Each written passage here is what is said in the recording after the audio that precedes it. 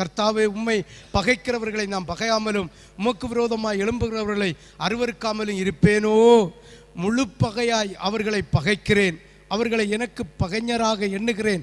தேவனே, என்னை ஆராய்ந்து என் இருதயத்தை அறிந்து கொள்ளும், என்னை சோதித்து என் சிந்தனைகளை அறிந்து கொள்ளும். வேதனை உண்டாக்கும் வழி என்னிடத்தில் உண்டோ என்று பார்த்து நித்திய வழியிலே என்னை நடத்தும். ஆமென், ஹல்லேலூயா.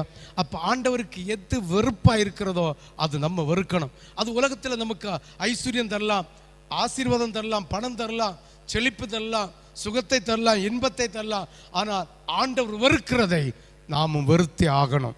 வாசியுங்கள் நீதிமொழிகள் 8:13, 8வது அதிகாரம் 13வது வசனம். தீமையை வெறுப்பதே கர்த்தருக்கு தீமையை வெறுப்பதே கர்த்தருக்கு பயப்படும் பயம். பெருமையையும் அகந்தையையும் தீய வழியையும் புரட்டுவாயும் நான் வெறுக்கிறேன். ஆமென். அப்போ ஆண்டவருக்கு பிரியமில்லாத தீமையை, ஆண்டவருக்கு விருப்பமில்லாத காரியத்தை நம்ம வெறுக்கிறது தான் கர்த்தருக்கு பயப்படுகிற பயம்.